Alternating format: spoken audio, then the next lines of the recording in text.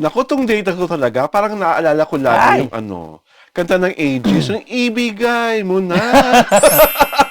Magiging date, December 15 na pala. 15 And na. yes, it's a Sunday, Sweet Sunday. Ito po si Alwin Ignacio, the Live with That You Love. Kasama ko, ang aking kaibigang bonggang-bongga. Yan si Bongga. Ito po ang The Kitty Show, ang tayo Mm-mm. na talakin Showbiz Edition.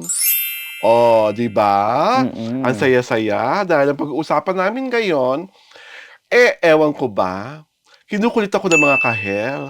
Tinatanong sa akin, ano po ba ang masasabi nyo sa malutong na pagsabi ng I love you ni Kyle Echari kay Andrea Brillantes? Ano ba sabi ko? Edi, inggit na inggit ako kay Andrea. Oo. May mga nagsasabing ang maaga ang Pasko. Yes. At Valentine. Yes. Ang nakakatuwang pangyayaring ito ay nangyari sa It's Showtime. I think Kyle Echari became a guest like 2 weeks ago. Pero yung pag-iingay at kilig ng mga kahel, hindi mapigil-pigil kasi parang may dinodraw si Meme Vice na yung bilog na gano'n, yung iniikot-ikot na gano'n.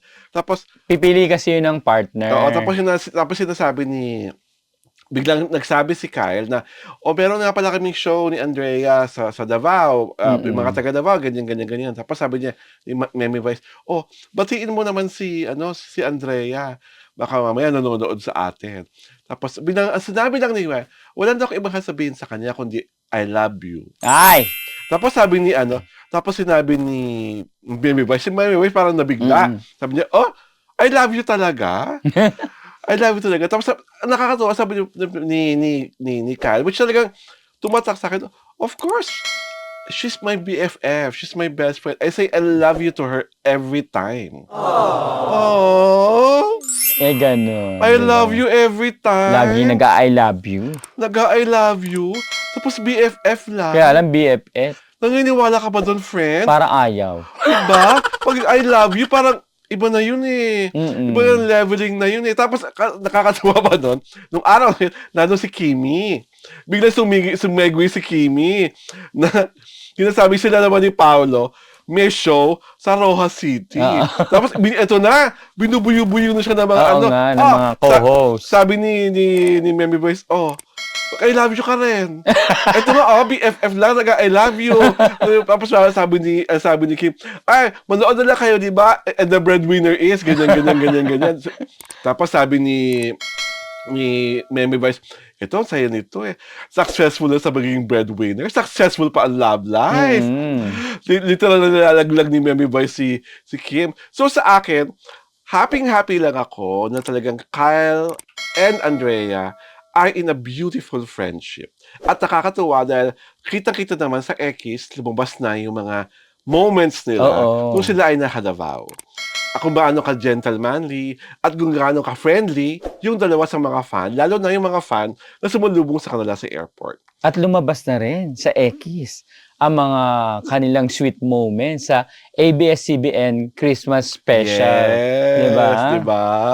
So, ako, more than anything, let's not pressure the two na i-elevate ka agad yung kanilang best friend forever tag into a romantic relationship. Kasi, I always believe, lalo na for someone like them, na literally, hindi pa naman talaga katandaan. They're like mid-20s, early 20s. Let's them enjoy each other. Saka, napakaganda ng foundation nila na maging matalig silang magkaibigan. Kasi mga bata pa silang magkakaibigan na sila. And alam mo, BFF pero nagbabantay sa mga shoots at saka correct me if I'm wrong. Glenn. Kasi parang feeling ko, naging puppy love nila yung isa't isa. Oo nga. Di ba naging kasi lumaki sila na magkasama nung bata pa sila. Diba? Sa ABS-CBN. Parang naging puppy love nila yung isa't isa. Tapos nag-teenager, nag-puberty. Si Andrea nagkaibang kasintahan.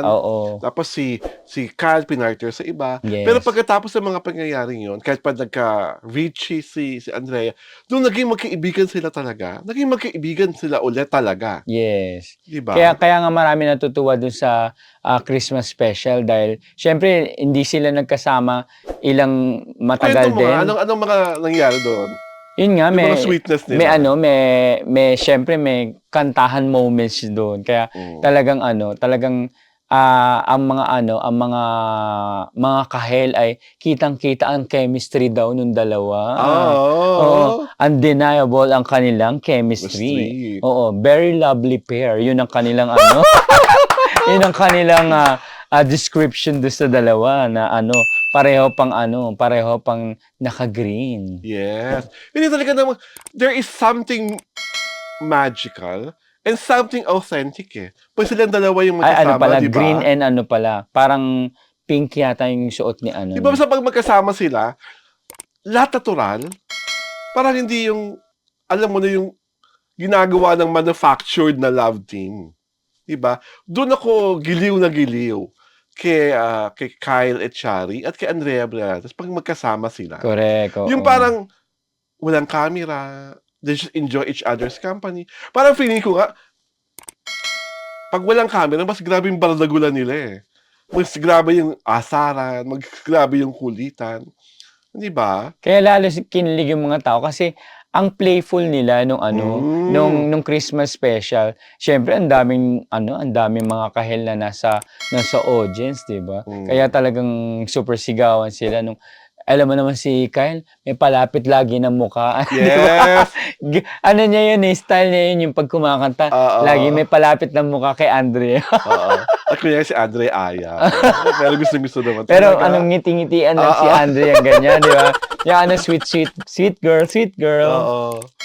And they know when to pull that punch, no? Yung alam nila kung kailan magpapakilig, alam nila kung kailan magseryoso, alam nila pag nag-uuso sila parang magtropa lang. Diba? Alam nila yung panahon na to is pang fan service, alam nila yung panahon to na they're just two young people genuinely affectionate with one another. Doon ako tuwang-tuwa. Diba? So, sa akin, Kyle, sana marami pang mga lalaking tulad mo na aamin at magpapakawala ng I love you sa kanilang mga kaibigang mga babae. Diba? At nakakatuwa na ninonormalize nila ang pagsabi ng I love you. Kasi, kailan mo pang wala kasabi ng I love you pag wala lang sa'yo yung friend mo? Oo. Diba? Kaya I love you, Glenn. Pero Dalawang friend tayo. Correct. I love you, Alvin. Diba? Dapat ganyan na. Talagang let's spread love and positivity. Magpapasko na, no? Oo. December 15 na. Kaya nga mga SB19, nag-I love you rin sa isa't isa. Yes, diba? it's 10 days before Christmas. Diba? Ano ang Christmas wish mo for Kyle Rhea?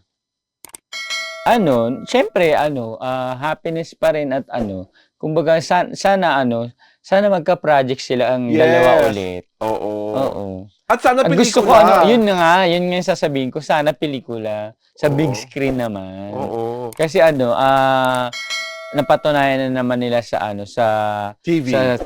So, na may following talaga sila. At saka buhay na buhay ang mga kahel. Pagka meron silang pagsasama minsan sa ASAP at sa iba pang events, sa endorsements, 'di ba? Nakasalo sa mga out of town shows. Yun nga. Sa out of town shows dudumog talaga ang performance. Yun nga lang 'di ba? Halimbawa hindi sila magkasama sa out of town. Halimbawa si Andrea lang nandoon. Pero ang mga kahel, bit ang mukha ni Kyle talagang pinagduduldulan sa mukha ni Andrea. At si Andrea naman ay nilalapitan ang mga may hawak ng mukha ni Kyle, di ba?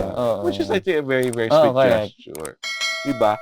So, kay Kyle, ang wish ko for them is that they continue with the friendship. Because I always believe that friendship is the best foundation of any relationship. Lalo na for people like them who are talagang lahat ng kilos tinitignan, pinagmamasdan ng mga tao.